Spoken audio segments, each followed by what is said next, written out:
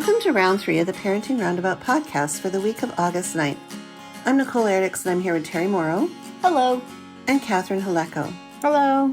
We're mums of teens and young adults, and when it comes to parenting, we've been there, done that, bought the t-shirt. But we're still waiting for that day when we'll reach the finish line and have no further need to lay down in a dark room with a wet rag over our eyes worrying about something or other. Wednesday is complaint day here on the Parenting Roundabout, and today we are complaining about post-pandemic travel. And we're not complaining about the safety precautions, but it's just the unfamiliarity of it all. So, for example, I'm in the middle of planning a travel event, and there's a lot of extra stuff to think about now. Before, it was just I had a system, it was very cut and dry. I knew exactly what I needed to do. And now all of a sudden I have to start to think about all these extra things, which, like I said, I'm not complaining about that because it's for personal safety and other people's safety. But it's just that, my whole routine has been thrown off. And now, and I feel very discombobulated because I'm like, okay, now I've got to try and figure out and time a schedule a COVID test. It's got to be within a certain time frame. I have to think about, where I'm going to sit on the plane. I have to think about, there's just all these, when I go to the hotel, what do I need to take a can of Lysol? What do I do? What are the travel protocols now? How does one travel now in this post-COVID era? And I haven't been on a plane since before COVID, and I haven't traveled anywhere since before COVID. So this is a whole new world for me. I mean, I went even just going on booking hotels and rental cars. It just, things have changed. Prices have changed. Availability has changed. So much has changed. Yeah. So anyway, any suggestions, any advice? Well, I have been on a plane in June of this year. So it was, since COVID, but not Delta variant time. So, but it was definitely masks for everyone. And I didn't witness anyone, freaking out about having to wear a mask. So that was good. I mean, you feel like I would be a little nervous about what if you're on a plane with somebody who is having a temper tantrum about having to wear a mask, Right. I mean, you see that all the time on social media. People who are freaking out. But and then your plane's delayed. Yeah. I think I was on four flights, two outbound and 2 inbound, and didn't witness any bad behavior. And the airports I thought were quite busy. It wasn't, it didn't feel like a ghost town at all, except for certain stores and restaurants were still closed in the airports. So, I was certainly able to get what we needed. We were able to eat and stuff. Right. But it was definitely noticeable that certain things were not available. Huh. So, but but you didn't stay in a hotel for that trip, right? No, not on that trip. I have stayed in a hotel since COVID. The main difference, I would say, is that they're not servicing the rooms as much. They don't come in and clean every day unless you ask for it. Yeah. And the breakfast is grab and go, brown bag kind of situation, instead of a buffet. So, yeah. Right. Yeah. I just feel like there's all this extra stuff to think about. Maybe it's just in my mind, and because I haven't, my mental checklist has to change is what it is. Right? For the first time in years, I'm actually writing out a list of what I need to do in order to prepare. Yeah, I mean, you So definitely far, need I your just have masks. Lysol and masks. You need your masks. COVID test. Yeah, I didn't have to do that because I wasn't going anywhere that required a COVID test. Yeah. So, Yeah. and I think on the plane they would hand out little like Purell wipes. Oh, okay. So, and I stayed recently in like a condo. You know, it was not really a hotel, but it was like, it still had like shampoo. It wasn't an Airbnb either. Like it still had, you know, shampoo. Right. and they had some little like alcohol wipes there as part of the toiletry offerings. So yeah, it's odd for sure. Yeah.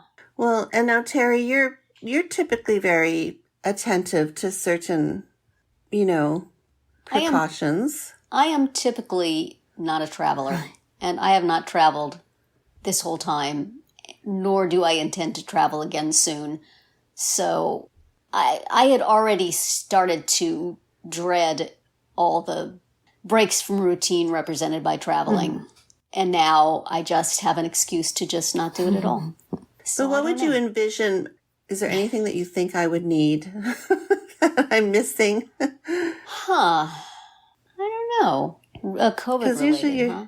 Yeah, post-COVID. You know, you have to bring your vaccination card now, right? Everywhere you go. Right. Oh, I got to remember that. And then spend the entire time being terrified that you will lose or misplace it, which is like not outside the realm of possibility. That's okay. I do that with my passport. Of it? Do you laminate it? Do you you keep it with your passport, but you know, you show it to somebody and then you just stick it in your bag real quick because you're in a hurry to get to your plane, and all of a sudden, where did I put it? The fact that there was like one of those things that was written out by the girl at Walgreens and you have to cherish it for the rest of your life kind of terrifies me. Oh, we've made Just a piece of cardboard. There are so many things that could go wrong with it. Don't we have a better system? We have copies. We have pictures on our phones. My husband laminated them. Oh yeah, we have like multiple backups. And the funny thing is, like, no way. I took my son when I took him for his second one. I, of course, forgot to bring the card from the first time. And, you know, I panicked and I like pulled over and I turned around and I made my husband come and meet us halfway to where we were. And then I was like, oh my God, I'm so dumb. Like, I have a picture of it. I could have just shown them and they could have made But they have to write down the second I know, dose. but they could have made a new one and copied the information from... But then you could have sold the other one on the black market. Don't they have some controls over this? Yeah, I don't know if it would fly. Would a picture fly? I don't know. Well, we did kind of the same thing in that my husband dropped my son and I off to get the shot, and then he was going to go park. And of course, we ran to the back to register for our appointment. And the first thing they asked is, "Do you have your card?" And my husband had put it in his wallet, for safekeeping. right, and he wasn't there. And he was not there. So it's like, as he came walking up, he was looking sheepish. And I said, "What was the fatal flaw in your plan, sir?" And he said, "I have the cards."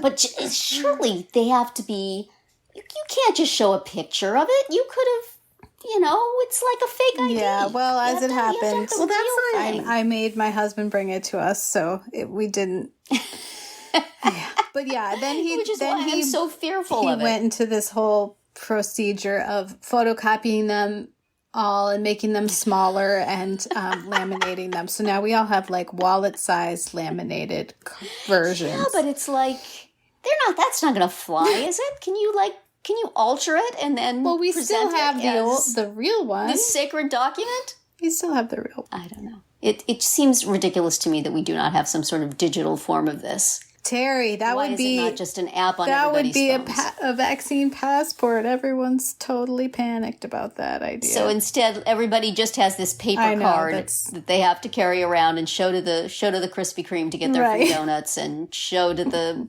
guy at the airport, and show to their boss, and it's fraught. It's fraught with problems. to their college to get their Starbucks if somebody card. steals your wallet and your card is in there, can you go back to the Walgreens and say, "Can I please get another card?" Or are they going to say, "Sorry, you have to get your shots again"? No. Like, there's just a whole bunch of stuff going I'm a on. professional warrior. You understand? Yes, I know. You're doing a good job. If when they were setting this up, they could have come to me and said, Terri, what are all the things that What could are you possibly go foresee wrong? going wrong? Well, that's what Nicole is asking you, to predict what's going to go wrong with her trip. Well, Which is what you're good That's the Achilles at. heel of your whole travel is that one stupid little piece of paper. Yeah. Yep.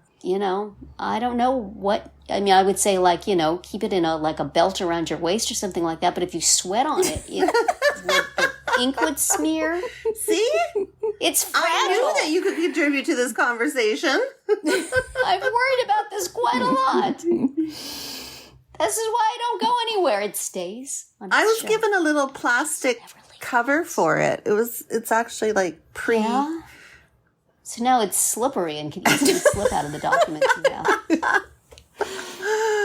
Oh dear. We're going to get a call from Nicole. She's going to be someplace at the border, and they're going to say, they won't let me in. Can't come in. I can't find Seriously, my card. my daughter's friend, no kidding, not a word of lie, she was turned away because she had to be across the border within a certain time frame after her positive COVID test, and she was an hour past that time frame.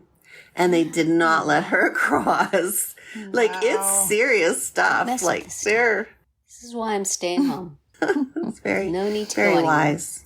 I can travel the world with my TV and the internet. The world's a dangerous place. I would say Sure you have to go any place, Nicole? Pardon? Sure you really want to do all that? Well, I kind of want to see my parents. Well, soon. I kind of want to see them in real life. Soon as I kind of want to.